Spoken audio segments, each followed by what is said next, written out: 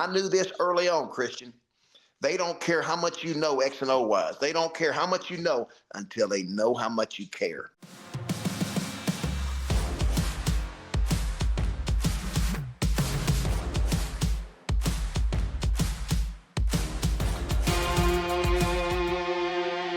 Go get me some knowledge. And so I thought it was important that our players, I always made our coaches, they come to my house first, sometime in the summer before season. And then each coach, I said, they got to be at your house. They got to sit at your table. Because I wanted them to say, oh, so that's how he talks to his wife. Oh, that's how Coach Nutt talks to his daughter. So that's how Coach Nutt talks to his son. Because remember, most of them did not have fathers in the living room. And so when I felt like I got them at home and they see that it's real. This is not fake. It's not, it's everything is upfront and real. And there's going to be times you're not going to like me now because I'm going to make you do right. And toes on the line, setting the first 3 rows, all those things. But if you'll follow this plan, it'll be the best days of your life. And so I'd always have this deal where 2 a days, heat index 112. I'd go through the stretch line, best days of your life. And they'd look at me like I was crazy. This guy's a nut, man. I can't stand football right now. You've been through 2 a day. You know how awful it is.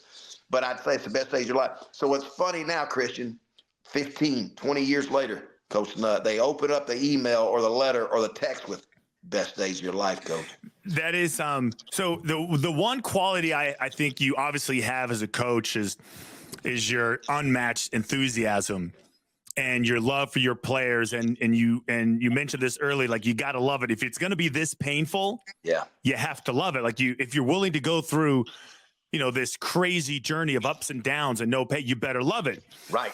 And you mentioned, I didn't let you use your mom and dad as an example of, how you were coached to win. Yeah. Because I want to get to it now because your mom and your dad were a huge impact on your life. And you talked about, you mentioned the deaf school, like your grandparents were both deaf. Your father grew up in a deaf household, so he had to learn sign language. He ended up coaching and teaching at a deaf school in Arkansas. Right. And your mom, and I read your mom's book, okay? And it's called You're the Best. You're the best. Okay? I was telling my wife, I'm like, oh, I got to bring this book up. I was like, wow, Houston's mom wrote a book about her husband. And she was like, wow, she must have really loved him and like respected him because how many wives are writing books about their husband? And I thought I was like, yeah, probably no one's ever going to write a book about me. And you can obviously tell that so I'm going to read you this and I'm going to need some Masterpiece Theater music because when I was reading this, I knew exactly where you got 80% of your personality. 80%, because this is your mom right now talking about your dad.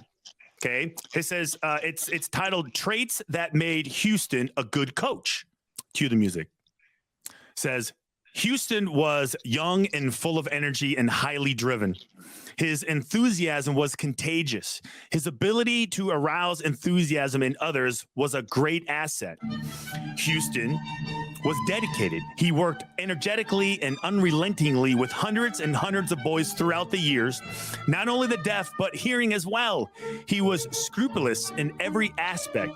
He made sure that every player knew the fundamentals. He would conscientiously go over and over the little things like holding the ball correctly at the free throw line and making sure the toes were lined up. Every task was repeated until it was done correctly. Here's my favorite line in this whole book. Motivation is a gift that all coaches don't have, but all great coaches do. That's, I mean, is that true? I mean, how do you feel about that? That's your mom's words about your dad. I'm going to tell you something. My mother's going to love you bringing this up. I'm telling you. And I believe every word of that. And I believe that's true to this day. There's a lot of great coaches now. There's a lot of great ones.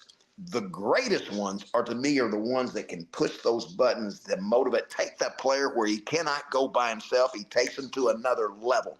And that's what I always try to do because I've seen my dad do it over and over and over. So what happens when a player is unresponsive to your personality and isn't happy? I mean, it doesn't matter what you say or how excited you get or how impactful your words are. He's not playing. He Right. feels like he's getting screwed over. Now, what do you do? Well, that's a great question because that's happened at every stop. Murray State, Boise State, Arkansas, and Ole Miss. It happened at every stop. And I really remember early on, Arkansas was really setting back because remember they had 2 horrible years with Coach Ford, who's a Hall of Fame coach, Danny Ford, who won a national championship. But they were 4-7 and 4-7, and they were hating life, and they didn't like football. Well, when I came in and I wrote on the board, national champions, SEC champions, they were looking at me like this is some kind of nut here. He doesn't understand the SEC, and they were looking at me like there's no way this guy can be like this every day. And if you talk to these guys, Chris Chikuma and Clint Sterner and Anthony Lucas and Grant Garrett, all these guys would tell you, man, we didn't know what to think about him. But it became habitual. It became a habit. And so to answer your question, Christian, what I would do when I knew I wasn't reaching one, I'd go by and pick him up.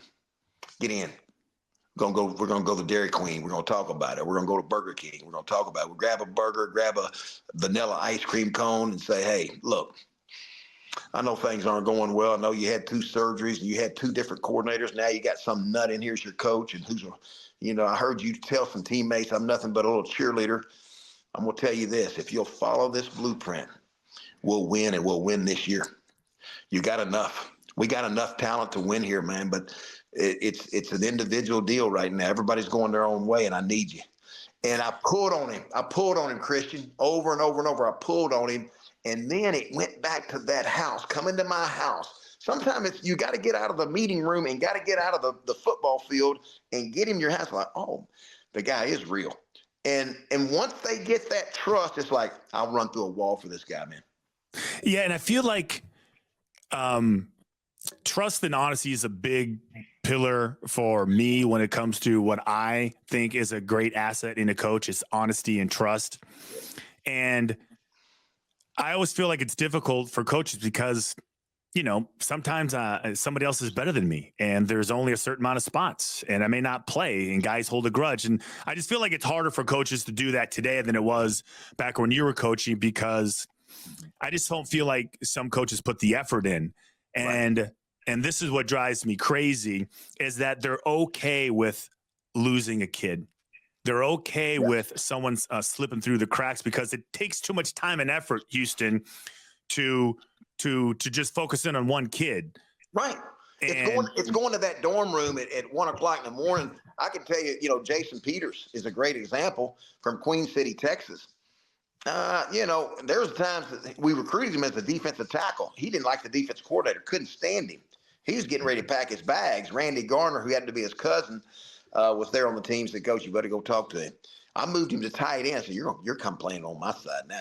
You're a tight end for real, Coach." I said, "Yeah, I seen you catch the ball. Let's go." The one thing that I think we've seen in some of the interviews that we've done is how important relationships are. It's how important it is like taking the time to say hello to somebody, like shaking somebody's hand, ask them how they're doing. Yeah. Because I feel like the one thing that I feel is a big issue, and I'm curious if you know how to fix it. Okay. Mm-hmm. How do you fix bad body language? Yeah. I have a real hard time with bad body language because we would coach it very, very hard because I would say, "Hey, Johnny, what's wrong with you?" Personal problems. You got cancer? No. You got a brother in Iraq? No. You have a torn ligament? No. Then you can't have any personal problems.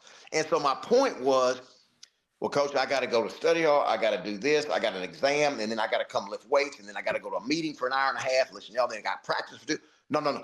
You get to come to the weight room. You get to come to my meeting. You get to be a part of this team. You don't know how good you got it.